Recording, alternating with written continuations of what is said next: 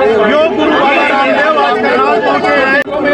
आप इलाहाबाद देख सकते हैं, रोक दिया हमने। भाई रोक दे भाई।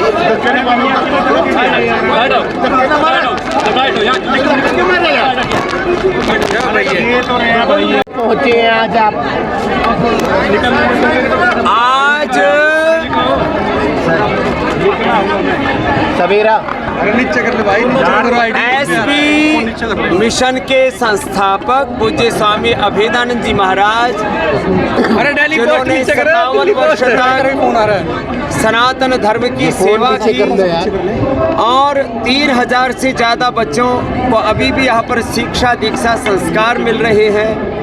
हमारी जो श्रद्धामयी बहनें हैं, समता ज्योति आदि सब मिलकर के पूज्य महाराज श्री के सपनों को पूरा करने के लिए एक संत ने जो सेवा की, संस्कारों की, सनातन की अलग जगाई, उसको आगे बढ़ा रही हैं। पूज्य महाराज श्री की जीवन यात्रा पूर्ण होने पर जैसा उनका नाम था अभेदानंद, ऐसे वो अभेद हो गए भगवान के साथ और वो हमारे लिए एक बहुत बड़ी प्रेरणा बन कर के आए थे और हमारी उनकी अत्यंत प्रीति थी। इसलिए उनको श्रद्धांजलि देने के लिए, उनके प्रति अपना प्रेम, कृतज्ञता प्रकट करने के लिए यहाँ पर आए हैं।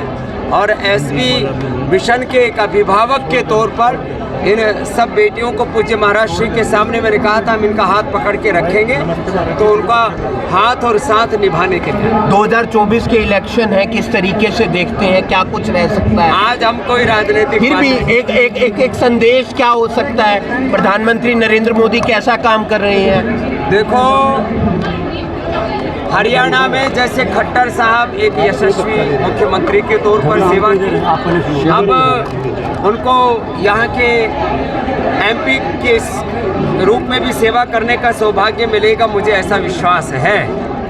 जहाँ तक नए मुख्यमंत्री हमारे नायब सिंह जी हैं, वह भी सच में बहुत ही सात्विक आत्मा है और एक ऋषि चेतना के महापुरुष जैसे लगते हैं। तो मेरी उनसे बात हुई तो मैंने उनको फ़ोन पर भी कहा जल्दी मिलूँगा अभी। तो देश एक सकारात्मक दिशा में आगे बढ़ रहा है और जैसे सनातन धर्म के अनुरूप राज धर्म होना चाहिए, वैसे देश आगे बढ़ रहा है। आज के बच्चे काफ़ी कृतज्ञता पूर्वक स्मरण करते हुए आज हम सब बेटियों के साथ आए हैं और मैंने इनको, जैसे कभी कभी मैंने कहा 15-20 दिन हो जाते थे तो महाराज जी बोलते थे, महाराज देखो ज़्यादा विलम्ब नहीं किया करो, नहीं तो हम जिएंगे कैसे, हमें तो जीने का आधार ही अब मिला है। तो ये हमारी बेटियां हर 7वें दिन फ़ोन लगा दिया करती थी। मैंने सबसे करके आया, हमारे श्रद्धेय जैन मुनि जी, पीयूष जी महाराज जी और उनके साथ में हमारे सभी जैनाचार्य, हमारी एक ही परंपरा है। चाहे हम ओंकार कहें, हम एक ओंकार बोलें, उस परमात्मा को अकाल पुरख कहें, हम उसको सच्चिदानंद भगवान कहें, राम कहें, कृष्ण कहें, हनुमान कहें, ब्रह्म कहें, विष्णु कहें, शिव कहें, ये तो सारी सृष्टि नाना रूपों में ही एक ही ब्रह्म की शक्ति का विस्तार है।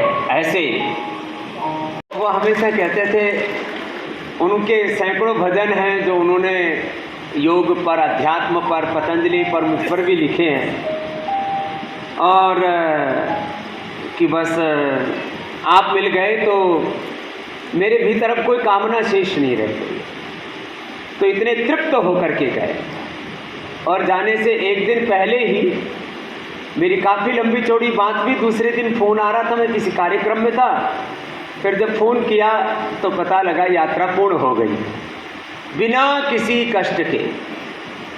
माने इतना छोटा सा शरीर और उसमें थोड़ा बहुत कोलाइटिस का, थोड़ा बहुत कफ का थोड़ा कष्ट रहता था, फिर भी मेरे कहने से पूज्य महाराज श्री प्राणायाम आदि पूरा कर लिया करते थे। फिर हमारे पूज्य बाबूजी बैठे हैं पद्म सेन जी, मैंने इनको बोला पूज्य महाराज जी के लिए वो कोटज घनवटी कुटजारिष्ट सब लेकर के जाओ, थोड़ा कफ था तो स्वासारी लेके जाओ, तो नियमित रूप से आयुर्वेद की औषधि लिया करते और पूरा एकदम सहजता से जीवन जिया करते। और पूज्य महाराज श्री जितने हमारे सिख भाई यहाँ पर अभी कह कर के गए श्रोमणी अकाल जो है गुरुद्वारा प्रबंध कमेटी की ओर से ऐसे सबके प्रति, सर्व संप्रदायों के प्रति, सब जातियों के प्रति, सब पंथों के प्रति, सब महापुरुषों के प्रति सद्भाव रखते थे, सबके प्रति बहुत ऊंचा आदर का भाव रखते थे। और 87 वर्ष की उम्र में भी उनके चेहरे पर बालवत मुस्कान रहते थे। थोड़ी उनको सर्दी ज़्यादा लगती थी तो जो है थोड़े कपड़े ज़्यादा ओढ़ लेते थे, टोपी टापी ओढ़ के रहते थे। तो जो है लेकिन बहुत, जिसको कहते हैं जीवन की पूर्ण दिव्यता, तो पूज्य महाराज श्री हमारे लिए बहुत बड़ी प्रेरणा है। जो मैं बार बार कहता हूँ, एक क्षण भी हमारे मस्तिष्क में अज्ञान, एक क्षण के लिए भी हमारे हृदय में अश्रद्धा, एक क्षण के लिए भी हमारे जीवन में अकर्मण्यता, अज्ञान, अश्रद्धा और अकर्मण्यता, ये एक क्षण के लिए भी हमारे भीतर नहीं आ पाए। सदा सद्ज्ञान से, सद्भाव से, सदा पुरुषार्थ से, सदा परमार्थ से। और पूज्य महाराज श्री का शरीर बल चाहे थोड़ा कम था, लेकिन मनोबल और आत्मबल इतना प्रबल था कि वो हमेशा शौर्य, वीरता और पराक्रम से भरे रहते। ऐसे एक दिव्य महापुरुष, एक ऐसे ऋषि चेतना के महापुरुष, जैसे हमारे श्रद्धेय खट्टर साहब ने भी कहा, ये भी हमारे राजनीति के एक राज ऋषि जैसे हैं। और ये करनाल वालों का सौभाग्य है कि हरियाणा में जब से हरियाणा बना